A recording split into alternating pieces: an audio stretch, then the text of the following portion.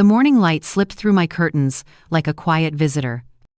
Landing softly on the old oak table I had polished the night before. The air smelled faintly of coffee and lemon polish, a smell I had come to associate with routine, with comfort, with the sense that life, even after everything had found its rhythm again. My name is Margaret Harris, and for years, I believed I knew my children better than anyone. I raised them through scraped knees, heartbreaks, and the loss of their father. But lately, something had shifted. There was distance where there used to be warmth, silence where laughter once lived. Daniel, my eldest, left early that morning as he always did. He said construction work started before sunrise. But he never told me which site he was working on. His boots thudded across the kitchen floor, leaving faint prints of dried mud, and the door clicked shut without a goodbye. Emma, my daughter, had moved back 6 months ago after her marriage ended. She said she needed a place to heal, a quiet space to breathe. I offered her that. What mother wouldn't? But healing, it seemed, had turned into hiding. She rarely came out of her room before noon. Some nights I heard the back door open long after I'd gone to bed. I told myself it was normal. People grieve in strange ways. Maybe she walked to clear her mind. Maybe Daniel was simply overworked. But deep down, a quiet unease had started to take root, whispering that something in our home was no longer right. Still, I carried on, made breakfast, no one ate, watered the plants, no one noticed, and listened to the hum of the refrigerator fill the silence that used to belong to my family. That morning, the sound of footsteps outside the window pulled me from my thoughts. It was Mr. One, Cole, our mailman, a man who had been delivering letters to this street for as long as I'd lived here. His cap sat crooked on his head, and he always had a kind smile ready. He waved through the kitchen window, holding a small stack of envelopes. I stepped outside to greet him, grateful for a familiar face. We chatted about the weather, about how the spring rain had left puddles that never seemed to dry. Then, mid-sentence, he glanced toward the back of my yard, the old shed that had belonged to my late husband. His expression changed slightly, tightening as if something had caught his attention. He tilted his head and asked, almost casually, if anyone had been working out there lately. I frowned and told him no. Not since my husband passed away. He hesitated, eyes fixed on the shed. I followed his gaze. The padlock was new, shiny, silver, and out of place on that weather-beaten door. I hadn't noticed it before. Mr. Cole cleared his throat softly and said he had heard a strange hum coming from that direction the last few mornings while delivering mail. At first, he thought it was a generator or some gardening equipment. But today, it sounded louder, rhythmic, mechanical. I laughed nervously and said it was probably just Daniel's tools. Though, even as I spoke, I knew that didn't make sense. Daniel kept his tools in the garage, not in that old shed. Mr. Cole didn't argue, but his eyes said he wasn't convinced. He adjusted his cap, handed me the mail, and gave a quiet warning that stayed with me all day. Sometimes, things we think we understand are not what they seem. When he walked away, I lingered on the porch, staring at the shed. Its wooden panels were warped with age, paint peeling in strips.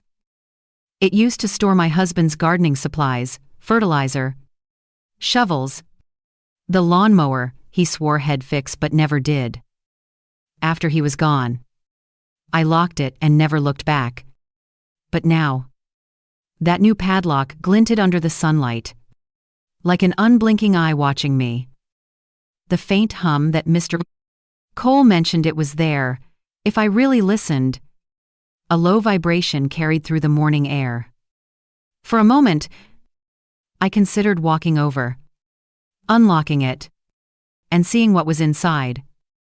Then I remembered that I didn't have a key anymore. Daniel had taken it last year, saying he wanted to clean things up. I hadn't thought twice about it back then. But now, my curiosity battled with a rising sense of dread. I turned back inside, trying to convince myself there was nothing to worry about. But as I stood by the kitchen window, the reflection of that locked shed shimmered in the glass like a silent question I couldn't yet answer. The clock ticked toward noon. Emma was still asleep upstairs. The hum outside seemed to grow louder, steadier, almost alive. I poured another cup of coffee, pretending not to notice how my hands trembled. Something about that shed had changed, and I was beginning to realize my children had too. As I sat there staring through the glass, I told myself it was probably nothing. Just a shed. Just old memories. Just my imagination. But the truth was already creeping toward me from that quiet corner of the yard, waiting for the right moment to reveal itself. And when it did, nothing about my life or my children would ever feel ordinary again. The afternoon sun hung low, casting long shadows across the yard. I stood by the sink, washing a single plate, when the hum, Mr. Cole mentioned, returned. It was faint at first, like the vibration of an old refrigerator buried beneath layers of air and memory. Then it deepened, steady, mechanical, and undeniably real. My gaze drifted to the window, to that same shed at the back of the garden. A sliver of light glowed from the narrow space beneath the door. Something about it sent a shiver down my spine. The shed had no power, no wiring left intact since my husband passed. And yet, that glow, soft, bluish, pulsed like a heartbeat. I dried my hands and walked to the porch. My shoes crunched over the gravel as I stepped closer. Every footfall echoed in the still air, loud enough to make me wish I'd stayed inside. The lock looked newer up close, its surface unmarked, polished. There was a faint metallic smell in the air mixed with something sour like chemicals or burnt wires. I reached for the handle and gave it a cautious tug. Locked tight. I leaned my ear against the wooden frame and held my breath. The humming was louder here, vibrating through the old panels, steady as a machine at work. Suddenly, a voice startled me from behind. Daniel stood at the edge of the yard, his shirt soaked with sweat and dust from work. He wasn't supposed to be home yet.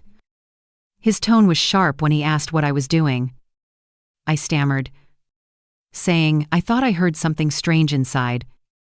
His eyes narrowed, and for the first time in months, there was something cold in his expression. He told me the shed was off limits, that he was working on a project and didn't want anyone interfering. A project. I tried to laugh it off, but my voice came out thin. He stepped closer, keys jingling in his hand, and slid one into the lock. The sound of the latch clicking open made my heart jump. He cracked the door just enough to slip inside. For a second, I saw the glow brighten, then vanish as he shut the door behind him. I stood there, frozen, the silence pressing heavy around me. Moments later, the hum stopped.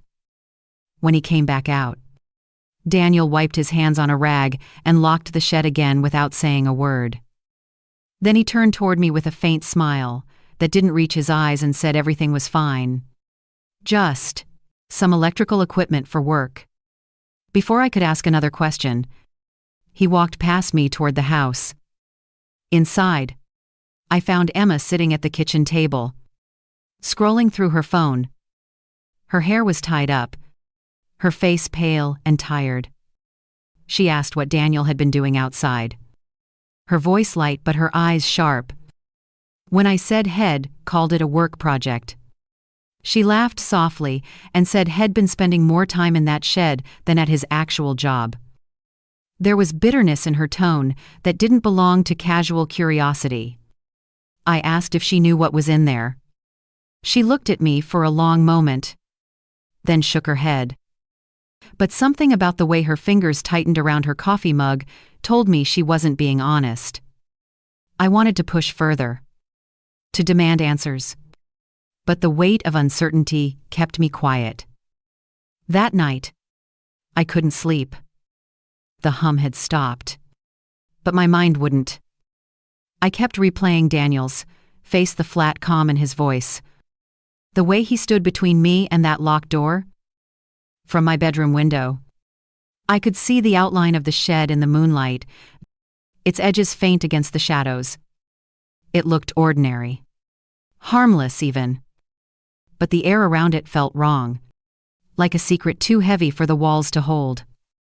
At around midnight, I heard the back door creak open. My heart skipped.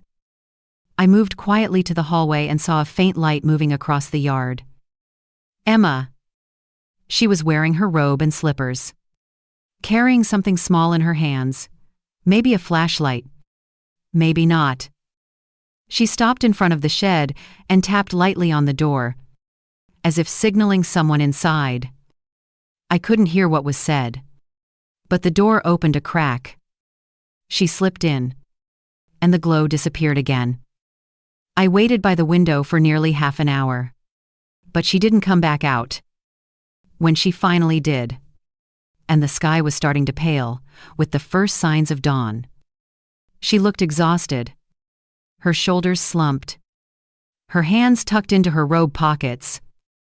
She stood there for a moment, staring at the shed, then turned and walked back inside. I didn't move until I was sure she was asleep upstairs.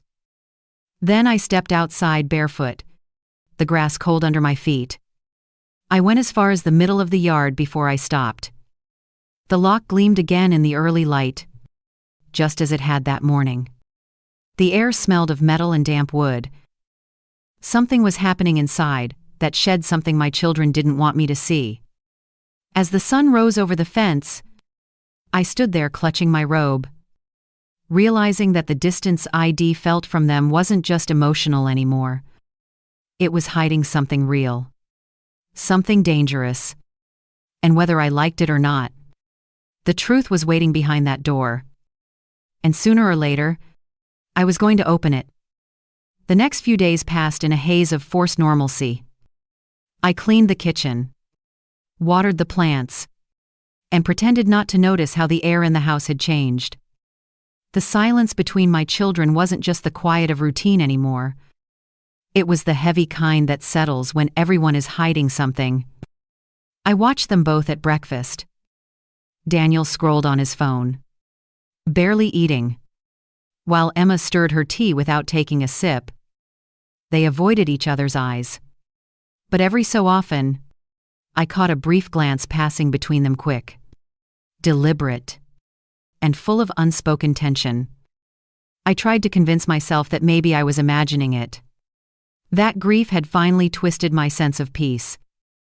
After all, I'd lived alone for years before they both came back home. Having them under one roof again should have been comforting. Yet it felt like I was sharing space with strangers. That morning, as I tidied up the living room, I noticed something odd. A faint line of dirt trailed across the floor from the back door to the hallway. Daniel's boots again, I thought. But the soil was different, fine and gray. Not like the clay from the yard. I bent down, rubbed a bit between my fingers, and it left a metallic scent on my skin. I washed my hands twice, trying to forget it. Later that afternoon, I walked outside to hang laundry. The wind was soft, carrying the faint buzz of a lawnmower somewhere down the street. But as I passed near the shed, I heard another sound, a muffled click, followed by a low hiss. I froze. It lasted only a few seconds. Then silence again. I waited. My pulse loud in my ears. But there was nothing more. The lock still hung from the door. But the air smelled sharper. Almost chemical. When I turned around, Emma was standing by the porch, watching me. Her robe fluttered in the breeze. Her expression unreadable. She asked if I was looking for something. I said no. Just checking the clothesline. She smiled too quickly and told me Daniel didn't like anyone near the shed because of his equipment. I asked, what kind of equipment? She shrugged and said it was probably boring technical stuff. Then she turned and went back inside. That evening, I heard them talking in the kitchen. Their voices were low but tense. I stood at the top of the stairs, holding my breath. Daniel said something about timing, about how it had to be perfect. Emma replied that I was starting to notice. That Mr. Ron Cole had seen too much. My name hung in the air like a blade. Daniel's reply was colder than I'd ever heard him sound. He said not to worry. That soon it wouldn't matter. I wanted to believe it misunderstood. My son wouldn't say something like that. Not about me. Not Daniel, who once cried when he scraped his knee, who used to bring me wildflowers from the yard. I told myself they were talking about something else. Maybe finances or the renovation. But the pit in my stomach told me otherwise. That night, I couldn't stop thinking about the shed, the dirt, the strange smell. I sat in the dark living room, clutching my coffee cup, staring through the window. Outside, the garden looked peaceful, the shed just a dark outline against the fence. I almost convinced myself to forget the whole thing.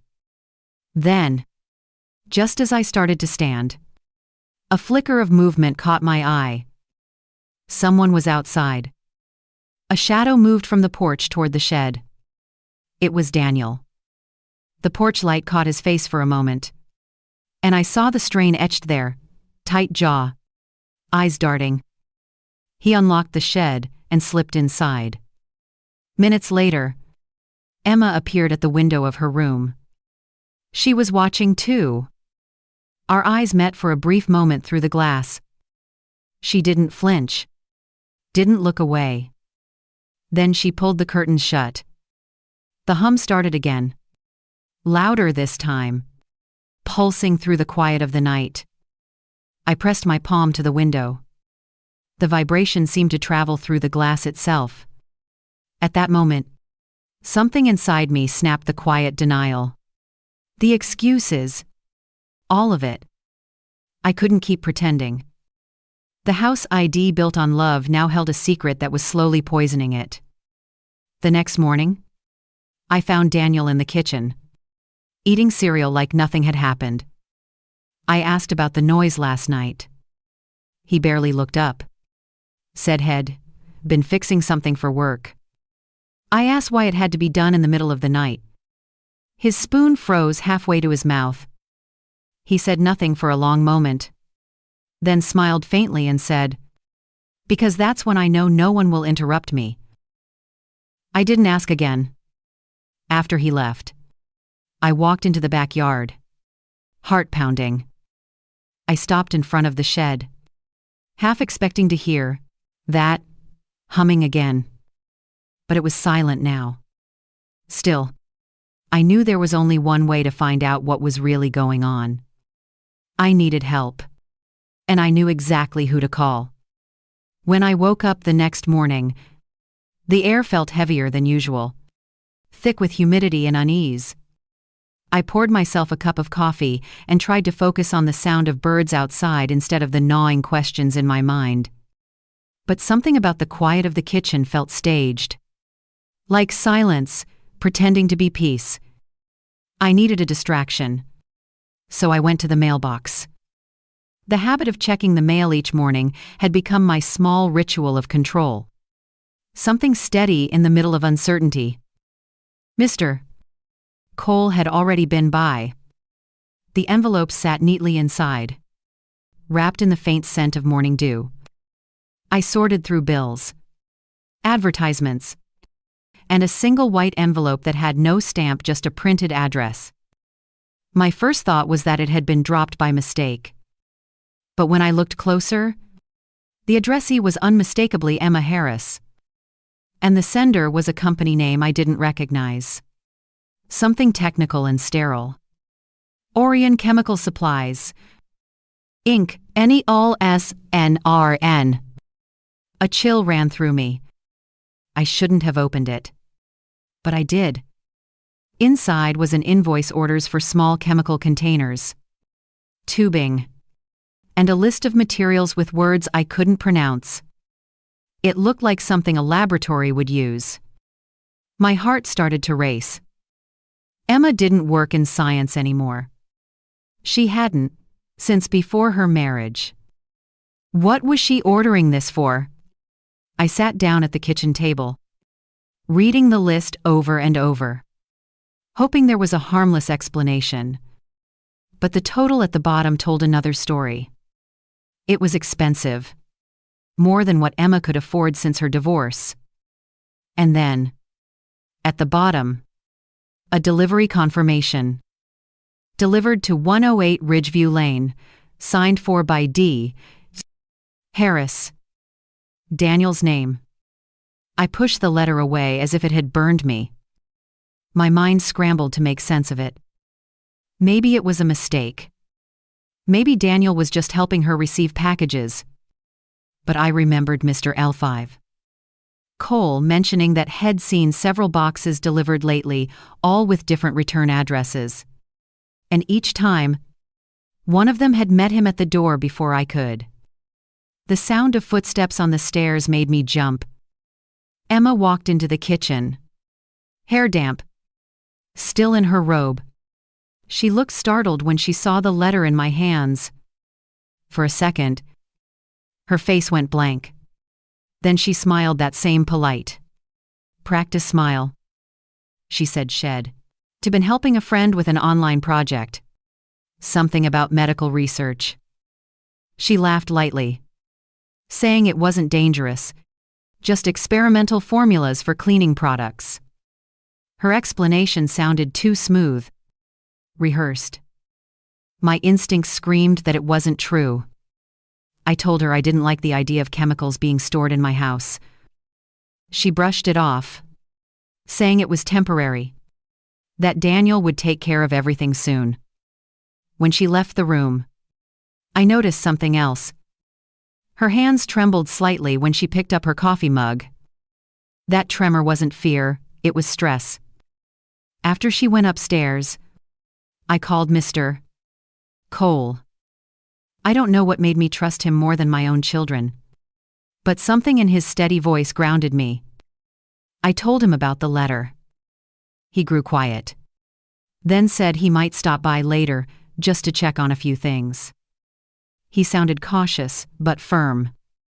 The way people sound when they've seen something they can't ignore. Hours passed. Daniel came home earlier than usual. His shirt was clean. Too clean. As if he hadn't actually been working. He barely acknowledged me. Just went straight to the backyard. I watched from the window as he unlocked the shed and went inside. He didn't turn the light on.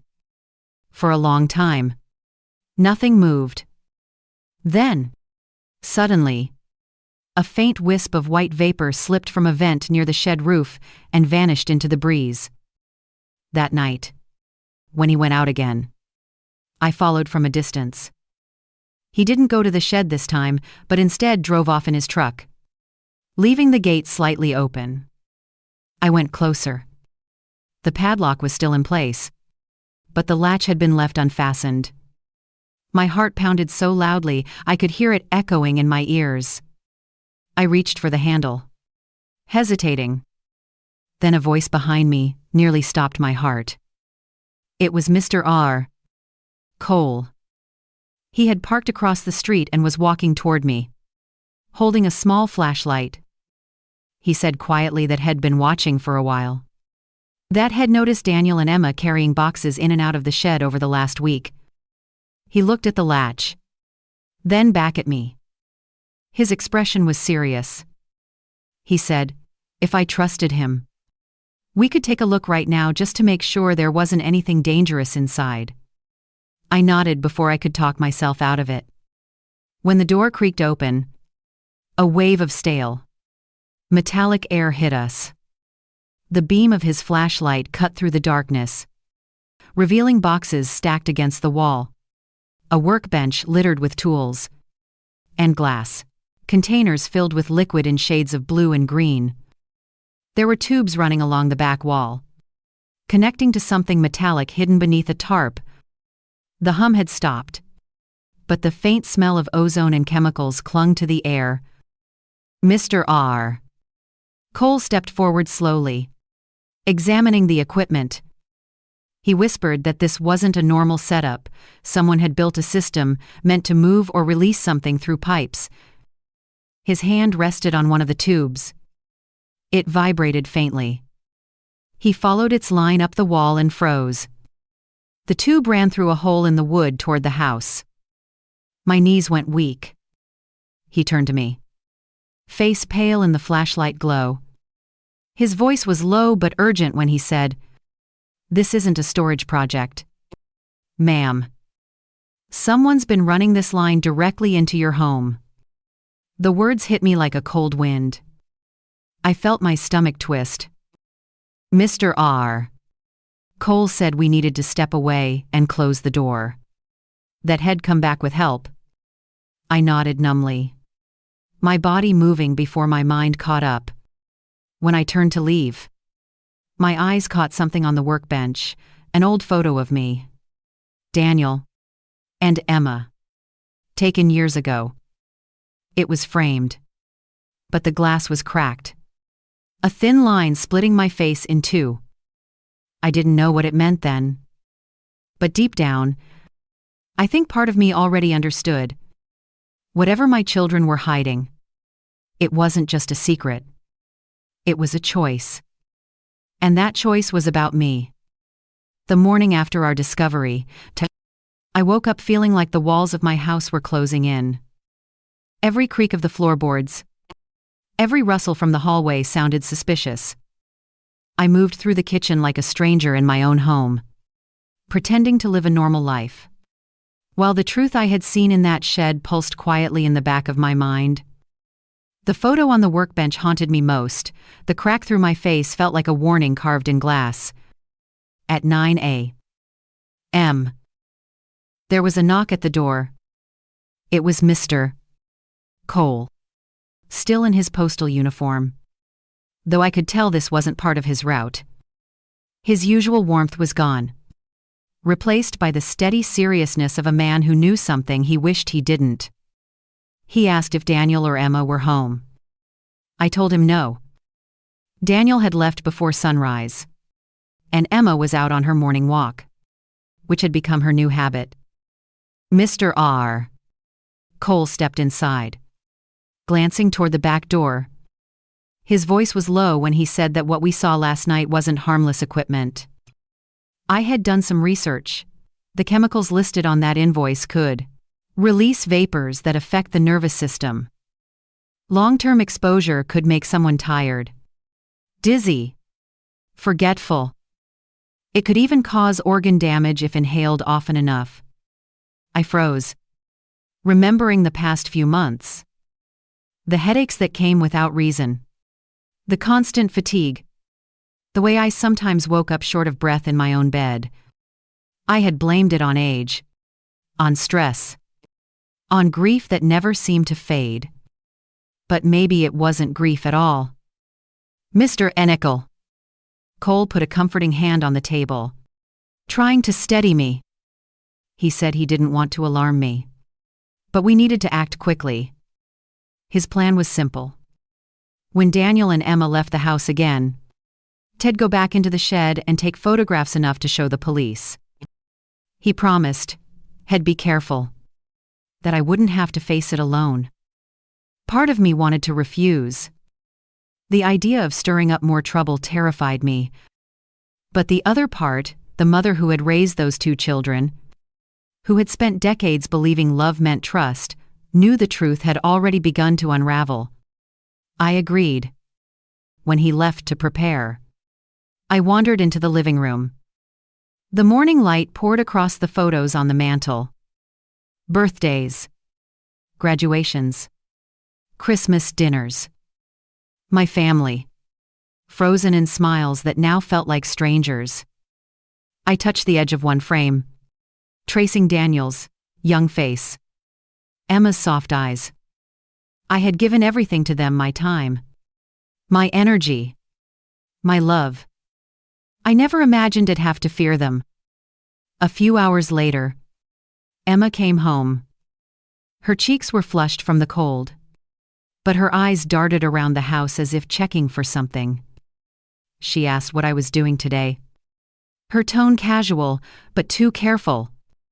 I said I had errands to run, that I might be out for a while.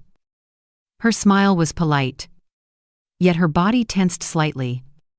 Then she leaned in, kissed my cheek, and said she'd be in her room. When I heard her door close upstairs, I went outside. The shed sat quietly under the bright sky, innocent as ever. But I could still smell the faint tang of chemicals in the air. Mr. Enikel. Cole arrived not long after. He parked 2 houses down and walked over carrying his mailbag. Just like always. To anyone watching, it looked like he was delivering letters. But hidden inside that bag was his camera. He nodded once and whispered, "Stay inside. Lock your doors. I'll signal if it's safe." I watched from the kitchen window as he disappeared into the backyard. My pulse raced. Every second felt endless. Then, after what must have been 10 minutes, the back door creaked open again. "Mr." Cole slipped in quietly, his face pale. He said he had taken enough photos to prove that something illegal was happening. There were tubes running all the way through the wall behind the shed, directly toward the vents under my bedroom. Before I could respond, we both froze at the sound of a car pulling into the driveway. Daniel's truck. "Mr." Cole's expression hardened. He whispered that he'd leave through the front door. Pretend it was a normal delivery. He tucked his camera deep into his mailbag and adjusted his cap. I followed him to the door. Heart hammering. He said softly, "If he asks." I was dropping off a package. "I don't mention last night." Then he stepped outside, just as Daniel came up the walk. Daniel greeted him with a smile that didn't look real. They exchanged small talk, the kind people do when pretending everything is fine. I couldn't hear their words, but I could read the stiffness in their posture. "Mr." Cole gave a quick nod, turned, and walked back toward the street. Daniel entered the house a moment later. Keys jangling, eyes sharp. He asked where I'd been all morning. I said I'd been home. Cleaning. His gaze flicked toward the backyard window. He asked if the mailman had been here. I said yes. He dropped off a few letters. Daniel nodded slowly, his expression unreadable, then headed straight for the shed. Through the glass, I watched him unlock the door, step inside, and slam it shut. The hum started again, louder than before. My chest tightened. I wanted to scream for him to stop, to tell me the truth, but I couldn't move.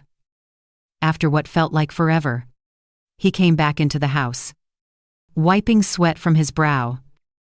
He looked at me differently now, almost calculating. He said he was sorry if the noise bothered me and that he'd be finished soon. The way he said it made the hairs on my neck stand up.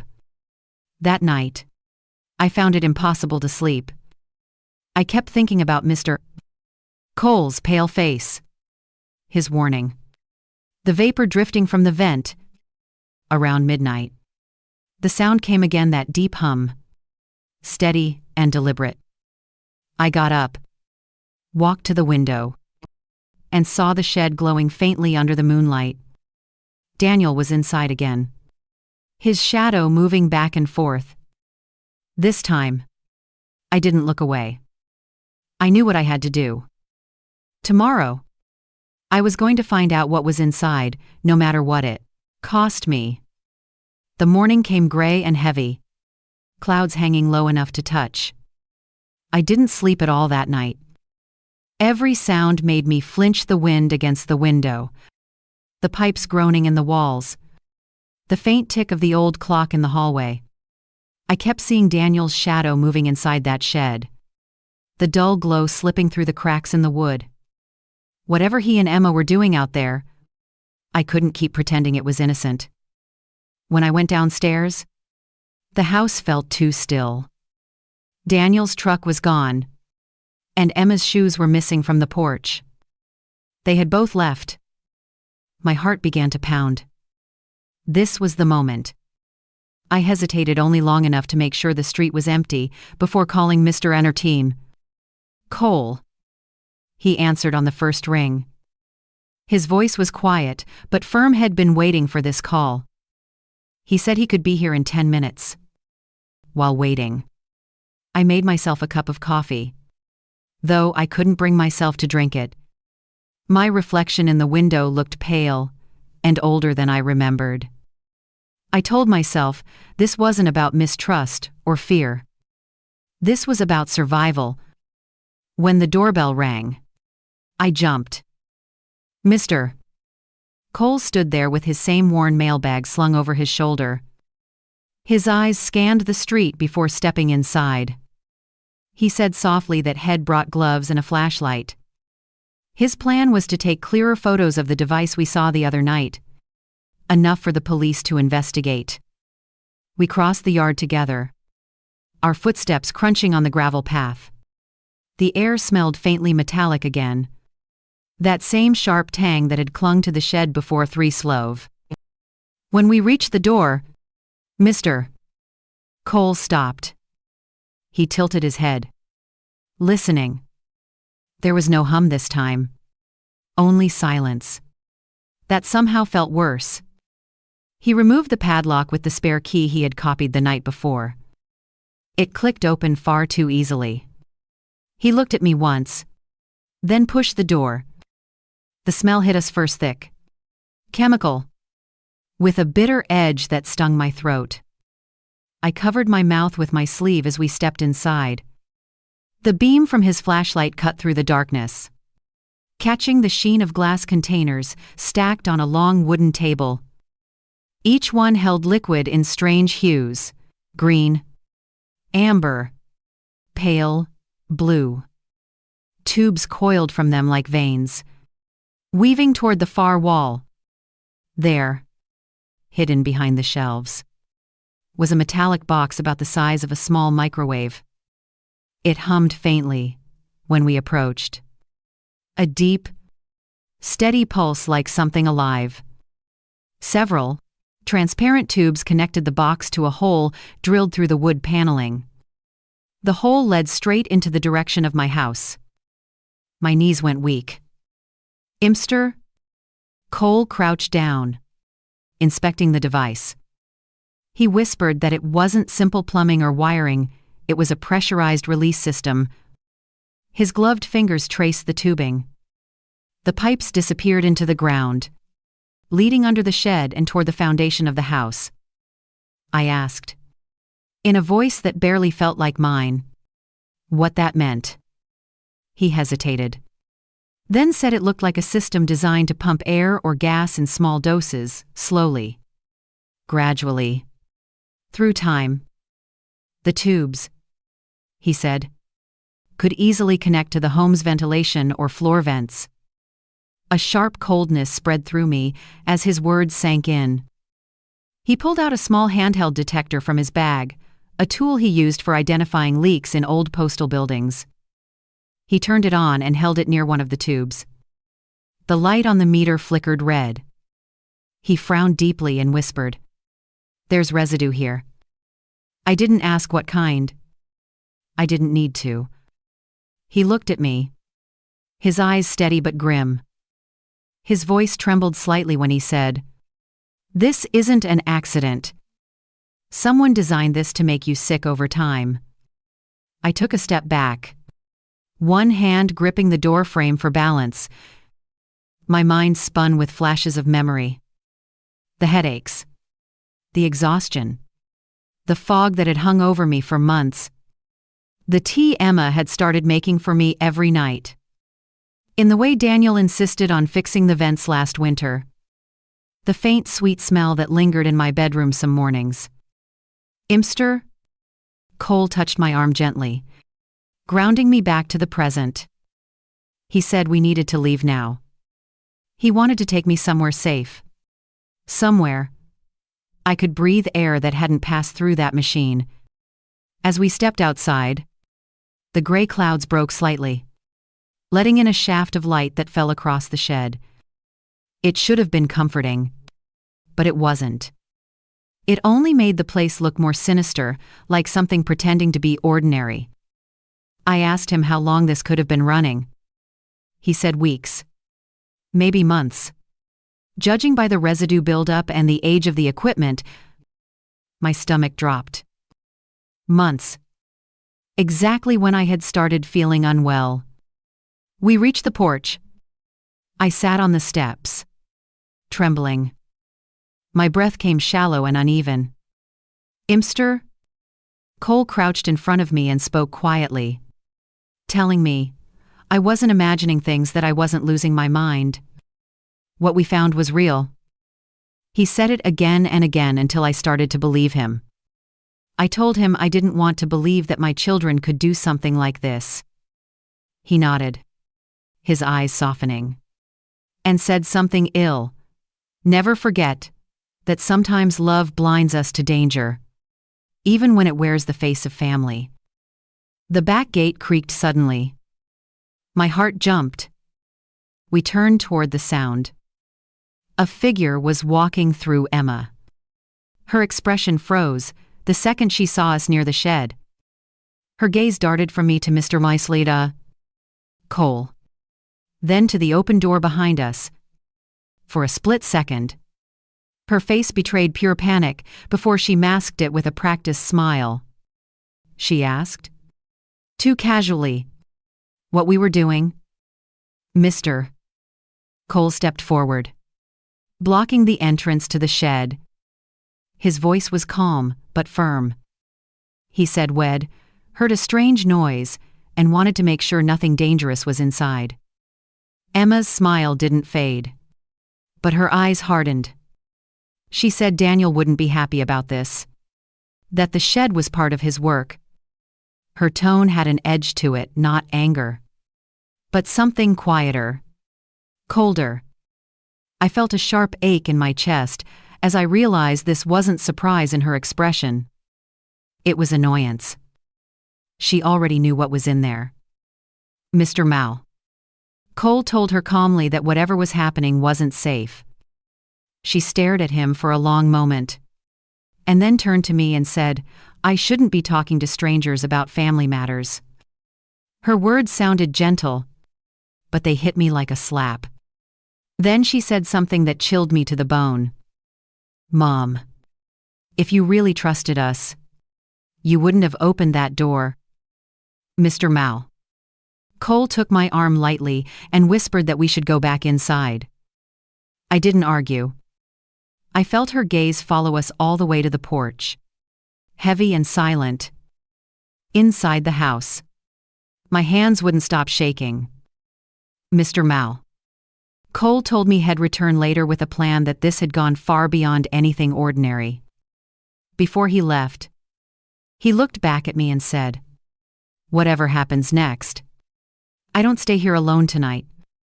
When the door closed behind him, I stood in the stillness of the living room, listening to the faint hum start again outside.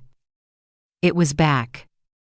And this time, I knew for certain it was meant for me. That night, the house seemed to breathe with me slow, uneasy, alive in a way it shouldn't have been. I sat on the edge of my bed, staring at the ceiling, listening to the faint hum that rose and fell through the air vents. It had a rhythm now, like a quiet engine pulsing behind the walls. Every few minutes, there was a soft click, followed by a low hiss that faded almost as soon as it began. Once you knew what it was, you couldn't unhear it. I pressed my hand against the vent near the nightstand. The air that flowed out was warmer than usual, carrying a faint metallic scent, sharp enough to sting my throat. My mind flashed back to Mr. Cole's voice in that shed. Someone designed this to make you sick over time. The room started to tilt. Or maybe that was just panic.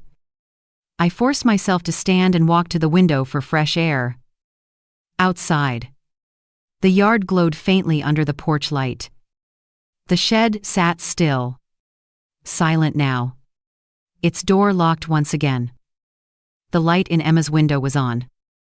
I could see her silhouette moving slowly back and forth.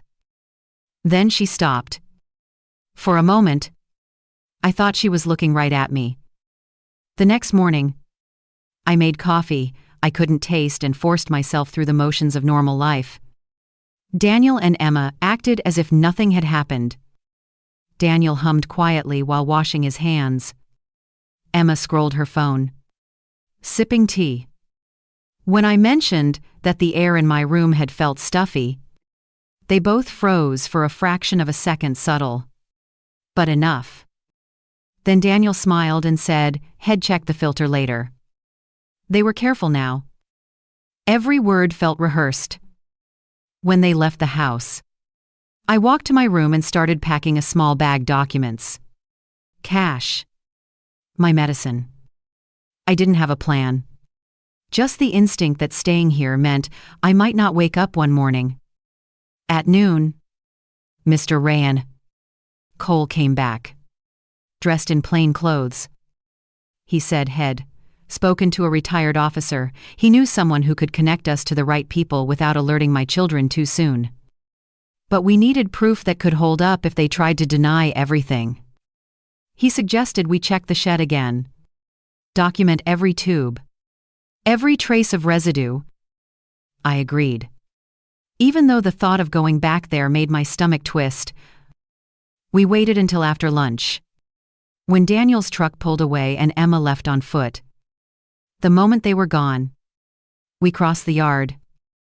The air was thick and humid, buzzing with flies. Mr. Rayan Cole unlocked the door, and the smell hit even stronger this time. Chemical. Bitter.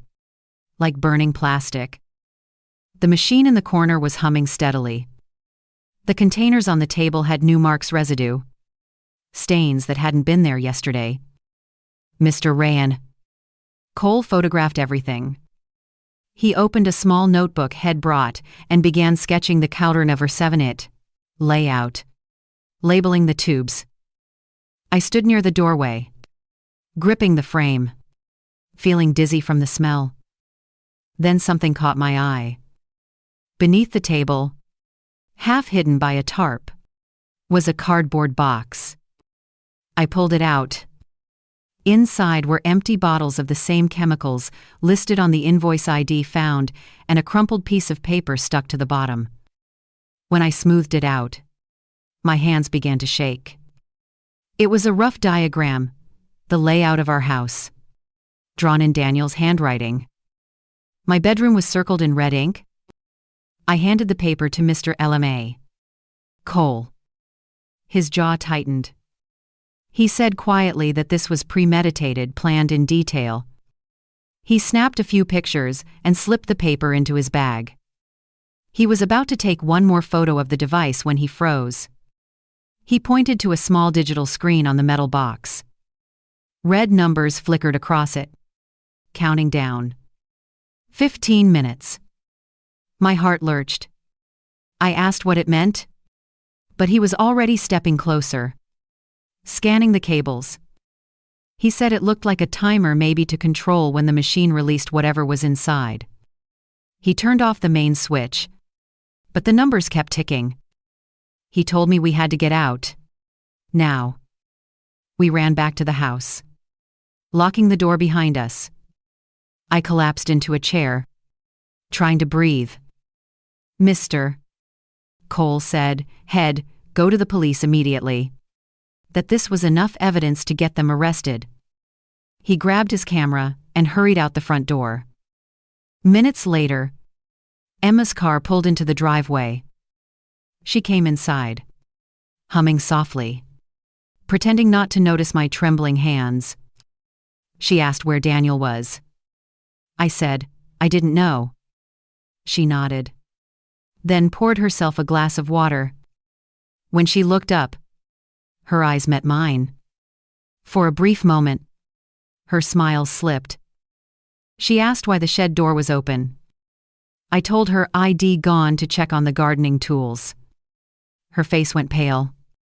She asked, too calmly, if anyone else had been there. I said no, but she didn't believe me. She walked out the back door, her steps fast, her posture rigid. From the kitchen window, I watched her cross the yard. She reached the shed, pulled the door wide open, and disappeared inside. The hum stopped abruptly. Then, a few seconds later, the timer light went dark. When she came back, she was breathing hard. She saw me watching and forced a smile. She said, "Shed fixed a small wiring issue Daniel had left undone." Her tone was light, but her eyes were sharp with warning. She told me to stay out of the shed from now on, that the equipment could be dangerous. Her words weren't a suggestion. They were an order. That night, I didn't turn on any lights. I sat in the dark, listening. The hum didn't return.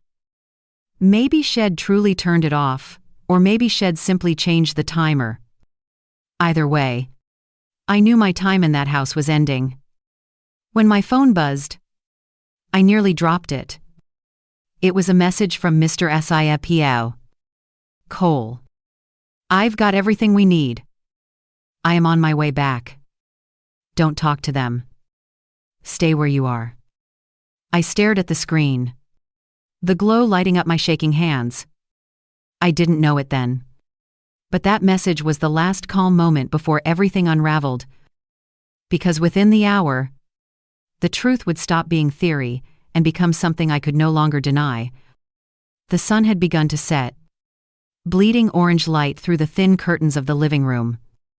I sat perfectly still, clutching my phone, waiting for Mr. Albee Cole to return. The silence pressed down like a weight, thick and suffocating. Every tick of the clock sounded like footsteps. I told myself to stay calm, to breathe, to keep the air moving in and out of my lungs. But my body knew what my mind refused to say aloud. I wasn't safe here anymore. Outside, the familiar crunch of gravel reached my ears. I moved to the window and peeked through the blinds. Daniel's truck had pulled into the driveway, followed by Emma's car. They were both home. My stomach turned to ice. Mr. Cole hadn't arrived yet. I stepped away from the window before they could see me. My heart pounded so hard, I could feel it in my fingertips. I needed to hide the evidence the bag ID packed. The invoice. The small notes Mr. LibreVox Cole had left behind. I tucked them under the cushion of the couch just as the front door opened. Daniel's voice echoed through the hallway, calm but edged with something darker. He asked if it'd been in the shed again. I forced a laugh, saying I had no reason to go there.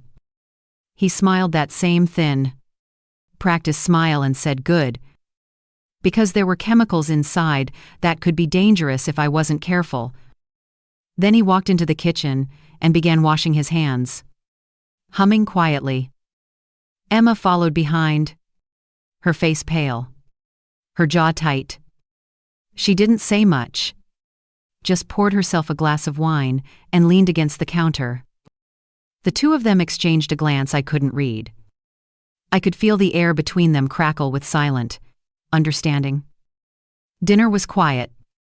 They asked me about mundane things, bills, errands, all the weather, as if the three of us weren't sitting inside a house filled with secrets.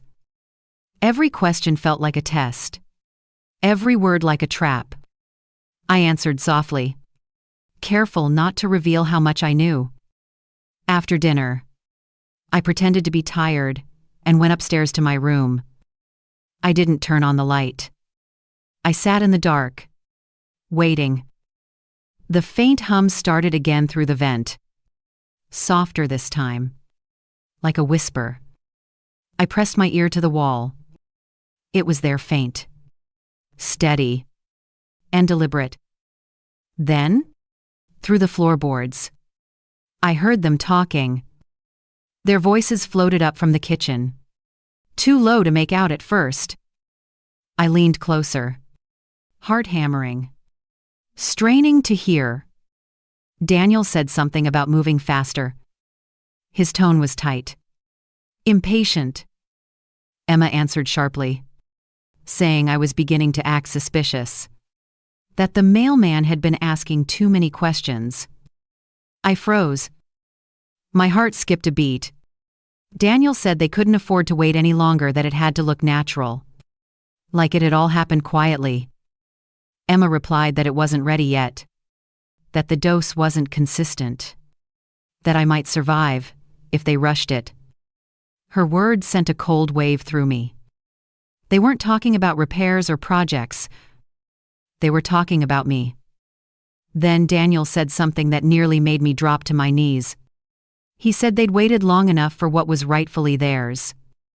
Emma's voice trembled when she reminded him of their father's will, how everything had been left to me, and how, if I passed, the insurance and the property would be divided between them. I felt the blood drain from my face. Daniel replied, calmly, that the world wasn't fair, and sometimes people had to make it fair themselves. I wanted to scream, to run, to break through that wall and shake them both. But my legs wouldn't move. I stayed frozen, listening as my children, the ones I had carried, loved, and sacrificed everything for, discussed how best to end my life. After a moment, Emma's voice softened. She asked if he ever felt guilty. Daniel hesitated. Then he said guilt didn't pay bills, and it wouldn't erase his debts. He said the people he owed money to were running out of patience. Emma whispered that she didn't want to lose him, that they were in this together now. Then silence, long and heavy. When their footsteps started up the stairs, I barely made it to my bed.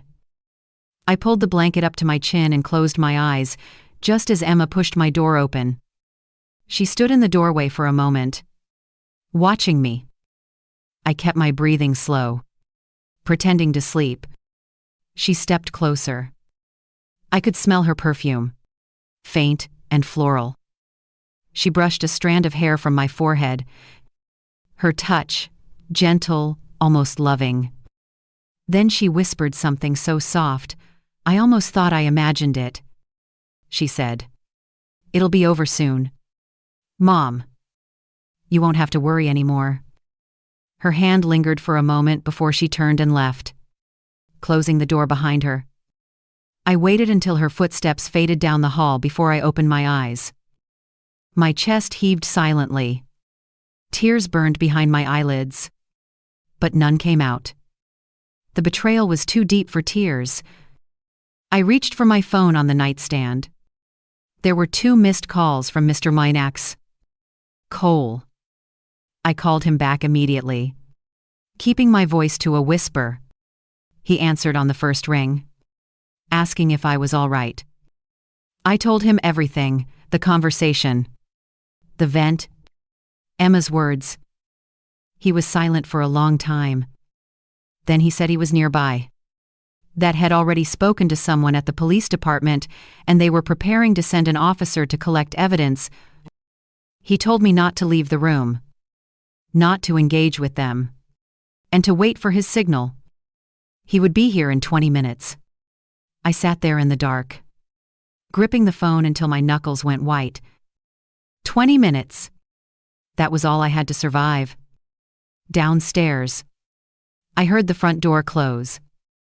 Then Daniel's voice called out to Emma, his tone low. Urgent. I couldn't hear the words, but I recognized the sound of panic in them. Something had gone wrong. Maybe they had realized the shed had been opened again. I stayed perfectly still, my ear pressed against the wood of the door, listening. Then I heard it, Emma's voice, trembling slightly, saying, "She knows." And that was the moment I realized I didn't have 20 minutes anymore. I had to get out. I don't remember how long I stood there frozen behind the door, the phone still clutched in my hand. Every sound from downstairs was magnified, like the house itself was breathing their names. Daniel's voice rose in sharp bursts, full of anger. Emma's tone cracked, pleading, desperate. I couldn't make out every word, but one sentence came through clearly: "We have to finish it tonight." That was enough. My body moved before my mind could. I slipped my shoes on, stuffed the phone and a few papers into my pocket, and crept toward the hallway. The wood floor groaned under my steps, each creak like a confession. I waited at the top of the stairs until the voices moved to the back of the house toward the shed. Then I ran. I didn't take my purse. I didn't even grab a coat. I just ran out the front door and into the night. The air hit my face, cold and sharp. The neighborhood was quiet, the kind of stillness that hides danger. I could see the shed light flickering through the trees. I could hear Daniel's muffled voice calling my name. My heart pounded so loud I thought it would give me away. I darted across the street and hid behind a neighbor's car, crouched low, gasping for air. My fingers shook as I called Mr. Rustrace. "Cole again." He answered immediately. I whispered that they were outside. That had heard them say it would happen tonight. He told me to stay hidden, that he was only a few blocks away, and the police were on their way too. Then he said something that froze my blood. The shed wasn't just releasing fumes into the vents. There was a secondary line, one that ran into the basement. Had seen it earlier on one of the photos and realized it could spread throughout the entire house. If they triggered it manually, the air inside could turn toxic in minutes. I pressed a hand to my mouth to stop from crying out. My children, my own flesh and blood, had turned my home into a trap. The sound of the back door slamming made me peek over the car hood. Daniel was walking across the yard with a flashlight, scanning the bushes, calling for me. His voice was steady, but his eyes were wild. Emma followed close behind, her face pale, her movements jerky. She kept glancing toward the street. Clutching something small in her hand, I realized it was my phone charger. She'd been in my room. I ducked lower, praying they wouldn't think to look across the street. Every second stretched longer than it should have. I could see Daniel's breath in the cold air. I could hear Emma whispering that maybe I'd gone to a neighbor's house. He told her to check the car while he went around the side gate. She hesitated, then nodded, her hands trembling. That's when headlights flashed down the street. Mr. Cole's small white car turned the corner and stopped at the curb. Relief surged through me so fast, I almost stood up, but before I could, Daniel spotted the car. His face hardened. He started walking toward it. Mr. Cole stepped out, his posture calm but alert. He called out, pretending to be checking on the mail drop box at the corner. Daniel stopped in the middle of the street, studying him. I could see the calculation in his eyes. The realization that this man wasn't there by chance. Emma joined him, her expression twisting between fear and fury. She said something too quiet for me to hear. But Daniel shook his head sharply. Then he started walking faster toward Mr. Ade. Cole. I couldn't just sit there. I stood and waved from behind the car. Mr. Cole saw me and motioned for me to come quickly. I sprinted across the street. My legs weak. Lungs burning. He opened the passenger door and told me to get in. Just as I closed it, Daniel reached the car and slammed his hand on the window. The look in his eyes didn't belong to the boy I raised. It was something else, something hollow and dangerous. He shouted that I was overreacting. That everything I thought I knew was wrong. He said I was sick, confused, that the shed was full of air filters and nothing more. He tried the door handle, but it was locked. Emma stood behind him, tears streaming down her face, whispering something I couldn't hear. Mr. Cole started the engine. Daniel slammed his fist against the window, his voice breaking, saying I was ruining everything. Then Emma screamed his name, pointing down the street. 2 police cars were speeding toward us, lights flashing blue against the dark houses. Daniel stepped back, his expression shifting from rage to shock. Mr. Cole hit the gas, and the tires screeched as we pulled away. Through the side mirror, I saw the police stop in front of my house. Daniel froze, caught in the beam of their flashlights. His hands raised slowly. Emma stood still beside him, shaking. Mr. Cole drove in silence for several blocks before stopping near a small coffee shop that had long closed for the night. The glow of the police lights still flickered faintly behind us in the distance. I sat there, trembling, staring at my hands. I didn't recognize them. They looked like someone else's old, too vague, foreign, scarred by too much trust. Mr. Cole reached over and turned off the engine. He told me it was over now, that I was safe. But his tone said otherwise. He looked exhausted, haunted by what had witnessed. I asked him if the police would believe what we'd found. He nodded slowly. The photos, the chemicals, the diagrams, it was enough. He said the officers were already securing the scene, that they'd probably find more evidence in the shed and basement. Still, I couldn't shake the image of Daniel's face when he hit the window. It wasn't just anger, it was betrayal. In his mind, I was the one who had destroyed him. I buried my face in my hands and sobbed, silent and broken. All the love I had poured into that home, all the sacrifices, had turned into something poisonous, literally and figuratively. Mr. Cole didn't say anything. He just placed a hand on my shoulder and let me cry. When the tears finally stopped, he asked where I wanted to go. I said anywhere but home. He nodded, started the car again, and drove toward the motel by the edge of town.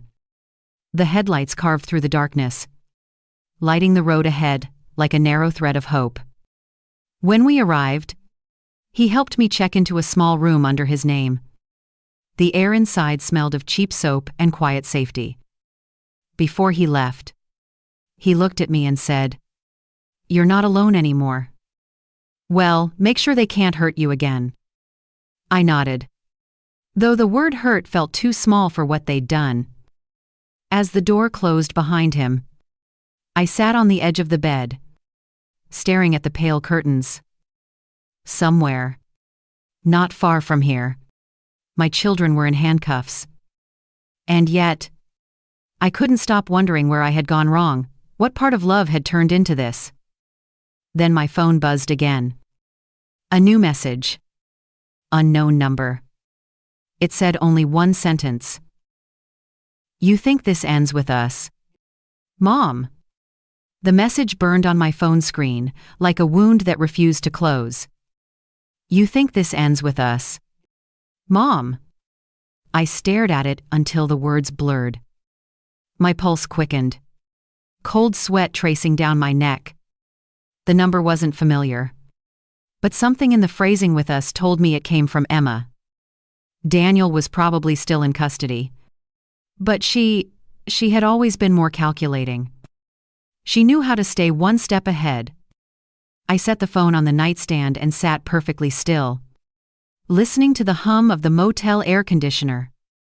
It was the same frequency as the machine in the shed. Low and constant. The sound made my chest tighten. I switched it off, and the sudden silence pressed against me. My mind filled the emptiness with every what-if I'd been trying to avoid. What if they were released? What if the police didn't find enough evidence? What if Emma was already outside? The clock read 2:11 a.m. When the knock came, 3 slow taps. Then a pause. Then 2 more. My body went rigid. I told myself it was the night clerk. Maybe Mr. Cole checking in. But the pattern repeated, deliberate. Soft. Like someone who already knew I was awake. I reached for my phone. No new messages. No calls. I forced myself to whisper through the door. Asking who it was? No answer. Just silence. Then another knock. This time lighter. Closer to the handle. I moved backward until my calves hit the bed. The room seemed smaller with every breath. Then a voice came. Low and tired, Mr. Coles. He said my name softly. Told me not to panic. That he needed to talk. Relief flooded me so fast, my knees almost gave out. I unlatched the door and pulled it open, just enough for the dim hallway light to spill in. He looked exhausted. His shirt wrinkled. His cap gone.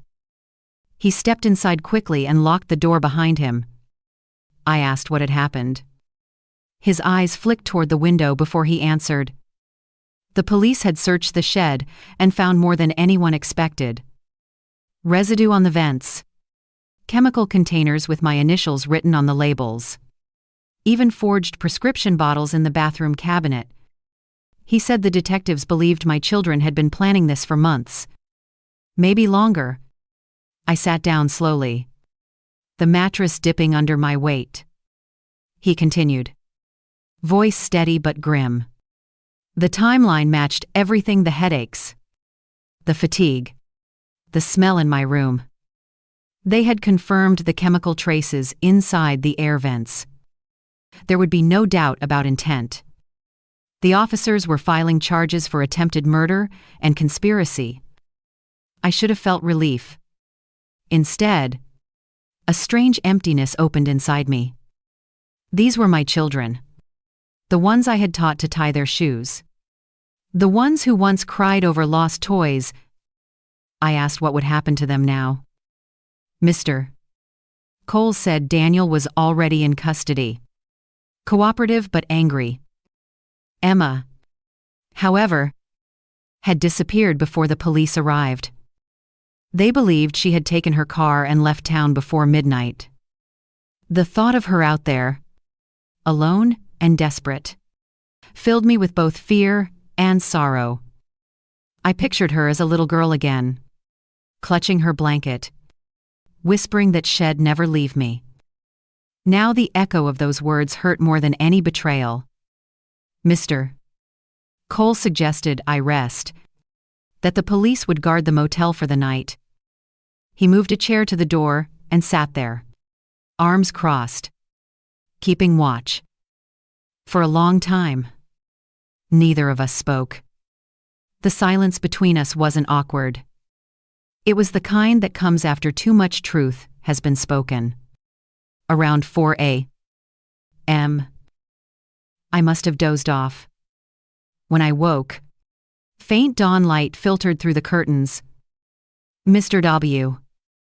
Cole was still sitting by the door, eyes half closed. I whispered his name. He stirred, rubbed his face, and gave me a tired smile. He said he'd just received a call. The police had located Emma's car near the river bridge. It had been abandoned. The engine still warm. They were searching the area now. For a moment, I couldn't breathe. I asked if she was alive. He said they didn't know yet, that it was possible she'd simply fled on foot. But deep down, something in me already knew. Emma was proud. Too proud to face prison. Too proud to live with what she'd done. I got dressed slowly, my hands trembling as I buttoned my blouse. I asked if we could go there. Mr. W. Cole hesitated but agreed. We drove in silence, the road stretching ahead under a dull gray sky. The closer we got to the river, the heavier the air felt, thick with the scent of rain and something unfinished. Police cars lined the bridge, lights flashing softly. Officers moved with quiet efficiency. One of them approached Mr. L.S. Cole and spoke in a low voice. I couldn't hear the words, but his expression told me enough. He glanced at me, then looked away. I didn't ask for confirmation. I just walked to the edge of the bridge and stared down at the water. The current moved slowly, carrying fragments of leaves and reflections of light. I thought of Emma's laughter when she was young, the way she used to run along the riverbank collecting pebbles. Somewhere along the years, I had lost that little girl, and I hadn't even noticed. Mr. W. Cole stood beside me, his hands resting on the railing. He said softly that none of this was my fault. But every mother carries the illusion that she can protect her children from their worst selves. Losing that illusion hurts more than any truth. By the time we left the bridge, the sun had risen fully, painting the clouds pale gold. The police promised to keep me updated. I nodded mechanically, unable to think beyond the sound of the water below. Back at the motel, I sat by the window, watching cars pass on the highway. Mr. W. Cole made coffee, the rich smell cutting through the dull ache in my chest. He placed a cup in front of me and said I needed to start thinking about what came next. Selling the house. Moving somewhere new. Beginning again. I nodded. But part of me still lingered in that old backyard, staring at the shed. Wondering how long the signs had been there before, I chose not to see them. That night, as darkness fell again, I finally picked up my phone and opened Emma's last message. I read it one more time. You think this ends with us? Mom. Maybe she meant it as a threat, but it felt more like a curse, the kind that stays inside you, whispering when the house is quiet. I didn't reply. I just deleted it, turned off the light, and let the silence swallow everything except the faint hum of the air conditioner. Morning light came slowly, spilling across the thin motel curtains like it wasn't sure if it belonged here. I had slept a few hours at best. The kind of restless dozing that comes when your mind can't stop replaying what it's lost. The coffee, Mr. R. Cole had made, sat cold on the table, untouched. Outside, traffic hummed faintly, the sound of a world that hadn't ended just because mine had closed. Mr. Cole knocked softly and stepped inside holding a folded newspaper. His face said more than his words could. He told me they'd confirmed what I already suspected. Emma's body had been found downstream early that morning. There was no sign of struggle, No sign of anyone else involved. It looked like she had walked out onto the bridge and chosen the current over consequence. I didn't cry at first. My body was too tired. My heart too empty. I just sat there, hands folded on my lap, staring at the faded pattern on the motel blanket. The human mind does strange things when it breaks. It protects itself by going quiet, by refusing to feel everything at once. Mr. Cole sat across from me, his voice gentle. He said Daniel was still in custody, that he had confessed to more than they had even uncovered. He had admitted to building the device in the shed, connecting it to the vents, and calibrating the timer. He had even kept a journal, pages of calculations and doses. He told the police he hadn't meant for it to go so far, that it had started as a way to make me tired enough to rest, but had lost control. That phrase, tired enough to rest, broke something inside me. It wasn't an accident. It was cruelty disguised as logic. My own child had justified, slowly erasing me from the world. I asked what would happen to him. Mr. Cole said the charges were severe and the evidence overwhelming. He would likely spend most of his life behind bars. I nodded. I didn't wish for vengeance, only distance. I wanted space between myself and the people who had turned love into poison. Later that day, the detectives asked if I wanted to retrieve any belongings from the house. The thought of stepping back inside those walls made my stomach twist. But there were things that still mattered: documents, photographs, fragments of a life that had existed before the betrayal. Mr.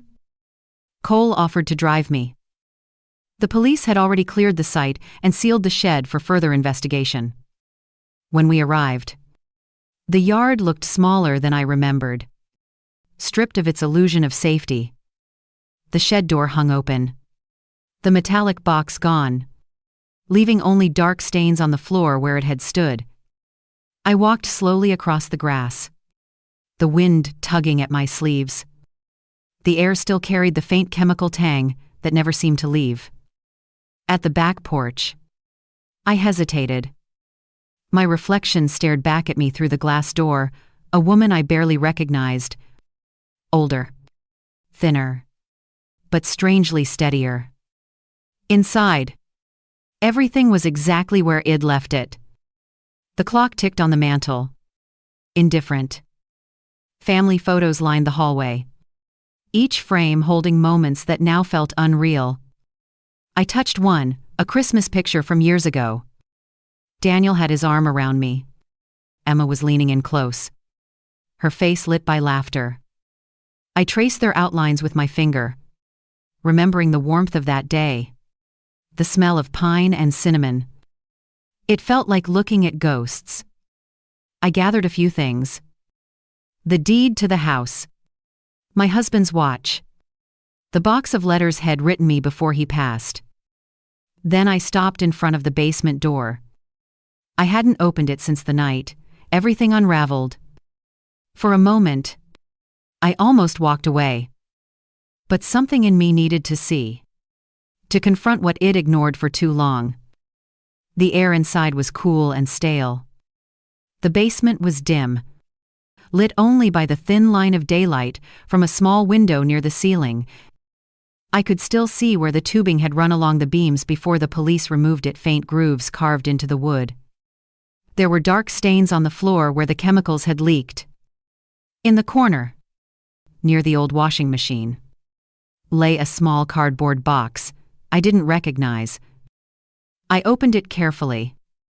Inside were Emma's notebooks, pages of formulas, notes about measurements, handwritten lists of adjustments. But tucked between them was something else. A photograph of her as a child, sitting on her father's shoulders, both of them smiling at the camera. On the back, in her neat handwriting, were the words, "I just wanted to make things right again." I sank to my knees. Holding that photograph, the weight of everything pressing down. The betrayal. The guilt. The grief all tangled into something impossible to name. Maybe Emma had thought she was helping Daniel. Or maybe she had been too far gone to see what they were truly doing. Either way, the love that had once bound us had twisted into something unrecognizable. Mr. Cole found me there a few minutes later. He didn't speak. I just helped me stand and guided me upstairs. Before we left, I looked back one last time. The sunlight from the window cut across the basement in a clean line, dividing light from shadow. For the first time, I realized the house wasn't haunted by what they'd done. It was haunted by all the times I'd refused to see it coming. We locked the door behind us. As we drove away, I didn't look back. The shed, the house, the garden, they all faded into the distance, shrinking until they were nothing but shapes on the horizon. At a red light, Mr. Cole said I could stay at his sister's guest house by the coast until I decided what to do next. I thanked him, my voice barely more than a whisper. He looked at me and said, "Sometimes we survive things not because we're strong, but because someone finally helped us see the truth." The drive to the coast was quiet. I stared out the window at the endless fields, thinking about the years I'd spent believing that love could fix anything. But love, I realized, can't fix what refuses to be honest. That night, I stood on the beach outside the guest house, wind whipping through my hair, the sea roaring under the dark sky. For the first time in months, I took a deep breath that didn't taste of chemicals or fear. The salt air burned my lungs. But it was a good burn, the kind that means you're still alive. The waves kept coming, each one erasing the last. I thought of Daniel somewhere behind bars, of Emma carried away by the current, of the mother I had been before all this.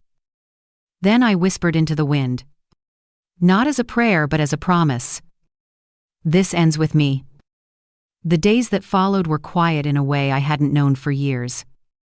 The guest house where I stayed sat above a narrow stretch of coastline, the kind of place where the wind carried salt and gull cries instead of the hum of machines.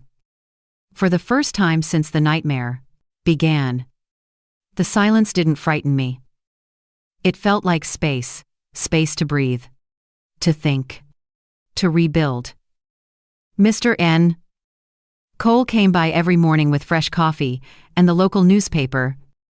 He never stayed long. Just enough to check that I was all right.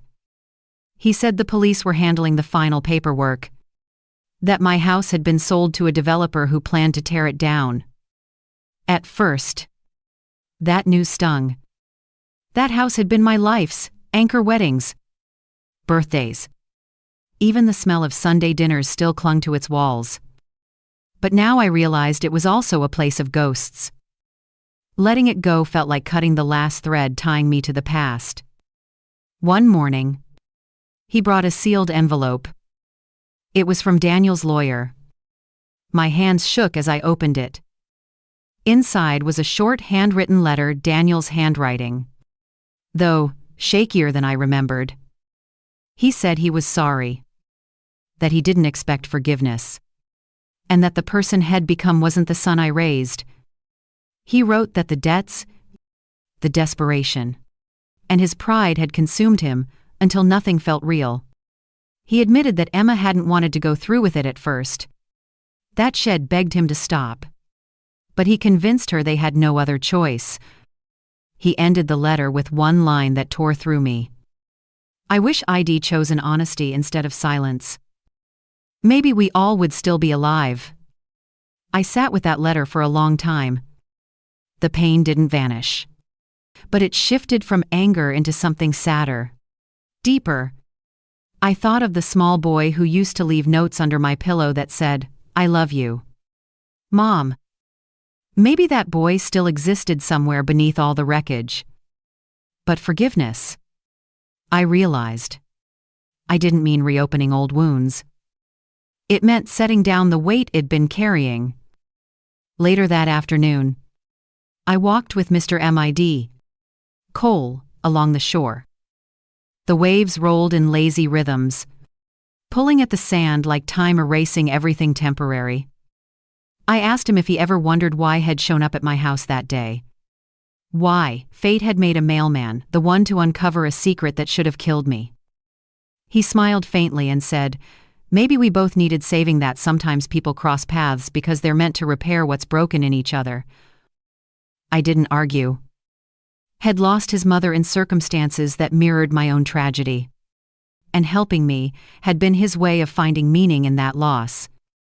That evening, we had dinner by the window overlooking the sea. The sky was streaked with pink and gold, the air heavy with the scent of rain.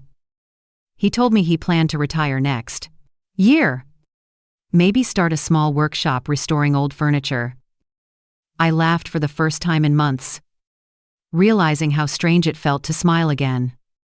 The sound startled me, but it also healed something small inside. After he left, I sat by the window long after dark, watching the ocean swallow the horizon. I took out Daniel's letter and read it again, then folded it neatly and placed it in the same box that held my husband's watch. Not as a keepsake, but as a reminder that love, when twisted by desperation, becomes unrecognizable. The next morning, I received a call from the detective handling my case. He said the final hearing was over. Daniel had been sentenced to 25 years, with the possibility of parole after 15. His confession had helped close the case quickly. There would be no further appeals. The evidence in the shed, the chemical residue, the notebook, all of it had painted a picture that no one could deny. When I hung up, I walked outside and stood on the cliff above the beach. The wind tangled through my hair, wild and unrestrained. For the first time in years, I felt no fear of breathing deeply. The world smelled of salt and rain, not metal and poison. In the distance, I saw children running along the sand, their laughter carried by the wind. It struck me then how fragile innocence really is, how easily it slips through our fingers when we stop protecting it. My children had been born of love, raised on the promise of safety. And yet somehow that promise had been broken in ways I couldn't repair. Still, I was here. I had survived the unthinkable. And survival, I realized, I wasn't just about living, it was about choosing not to let the darkness define what came next. That evening, Mr. Cole stopped by again, this time with 2 cups of tea instead of coffee. He said it was chamomile, good for sleeping. We sat on the porch in silence, watching the waves crash against the rocks. After a while, he asked if I'd ever thought about writing everything down. I told him I wasn't sure anyone would believe it, that people think monsters live outside their homes, not inside them. He said maybe the story wasn't for other people to believe. Maybe it was just for me, to make peace with what couldn't be undone. When he left that night, I opened a blank notebook and began to write. Not about the crime or the investigation, but about the years before, the laughter, the love, the ordinary mornings that had made life worth living. The words came slowly, but each one felt like a stitch closing an old wound. As I wrote, I found myself thinking of Emma, her nervous laugh, to the way she used to sing along to old records in the kitchen. I hoped that wherever her spirit was, she'd found the peace that had escaped her in life. The waves outside kept rising and falling, steady and endless. I realized that grief was like the tide. It never leaves. It just changes its rhythm. And as the night deepened, a strange calm settled over me. For the first time since that terrible morning, I wasn't haunted by what had been lost. I was anchored by what remained breath. Memory. The faint hum of the ocean reminding me that the world was still capable of beauty. Tomorrow, I would start again.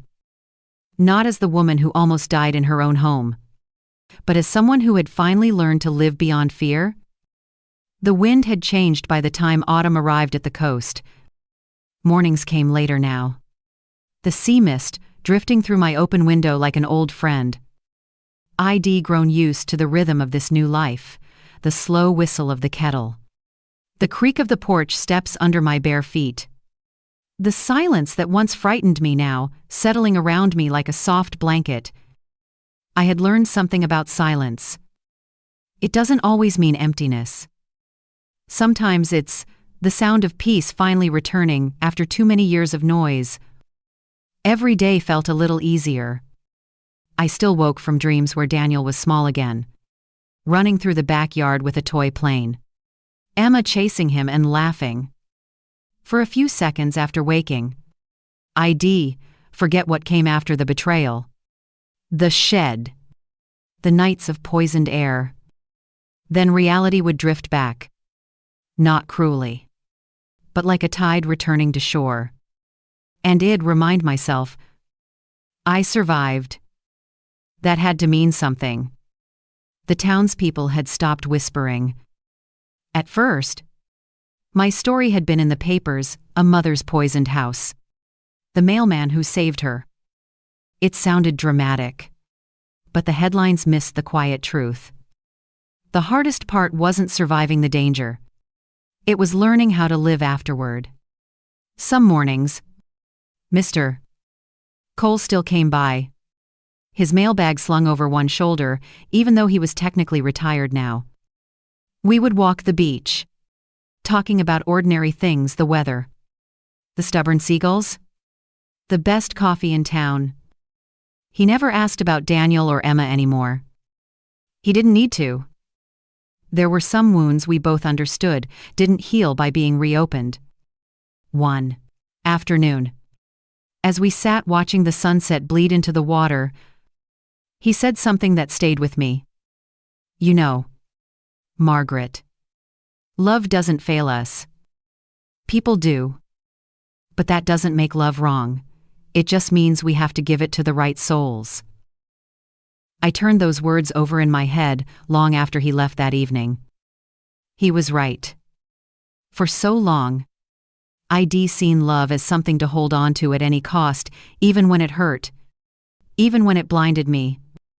Now, I understood love could also mean letting go, even of the ones who came from your own blood. One rainy morning, I received a letter from the correctional facility. Daniel again. The envelope was thin. His handwriting smaller this time. Almost fragile. He wrote that he'd been attending therapy sessions, that he finally understood the full horror of what he'd done. He didn't ask for forgiveness this time. Or he just wanted me to know he remembered the good years, our fishing trips, my apple pie, and the way I used to hum while cleaning the kitchen. He ended with one line. You gave me life twice. Mom once, when I was born. And once when you chose to live without hating me. I folded the letter carefully and placed it beside the others. It didn't fix anything, but it brought a strange peace.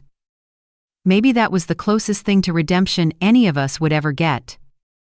That afternoon, I walked down to the water. The tide was low, the sky silver with clouds. I carried 2 small stones in my hand, one smooth and white, one dark and jagged. I whispered their names, Daniel and Emma, and tossed the stones into the waves. They disappeared instantly, swallowed by the endless blue. For the first time, I didn't feel grief tearing through me. I felt release. When I returned to the guest house, the kettle was still warm. I poured myself a cup of tea, sat by the window, and opened the notebook I'd been writing in since that first night here. The pages were nearly full now, stories of memories I'd kept buried. Lessons ID learned in the hardest way. I wrote one last paragraph before closing it for good. Some endings are not about punishment. They are about awakening. We learn that danger can come wrapped in love, and survival is sometimes the most radical act of forgiveness. I don't know where life will take me next. But I do know this: I will never again mistake silence for peace, or obedience for love. Outside, the rain softened to a mist, and somewhere beyond the clouds, the light was breaking through. A week later, I packed my few belongings and moved into a small cottage Mr. Meniel Cole helped me find further inland, where the hills rolled like waves and the air smelled of pine. The first night there, I lit a single candle on the kitchen table and sat in its glow. I wasn't afraid of the shadows anymore. I knew what real darkness looked like, and this wasn't it. Before going to bed, I stepped outside. The sky was clear, filled with stars that shimmered like promises. The world, in its quiet way, was still beautiful. I whispered into the night. To no one, and to everyone, to the children I had lost, to the man who had saved me, to the woman I was becoming. This is my life now, and it belongs to me. Then I closed the door behind me, leaving the sea, the shed, and the ghosts of Ridgeview Lane far behind. The future waited in silence, not empty this time, but open. And for the first time in years, I was ready to walk toward it. In the quiet after the storm, Margaret's story became less about betrayal and more about rebirth. It wasn't just the story of a mother surviving her children's darkness. It was a story about the courage to keep loving life, even when love itself had tried to destroy her. Because in the end, healing doesn't come when the past disappears. It comes when you choose to live, fully and fearlessly, despite it.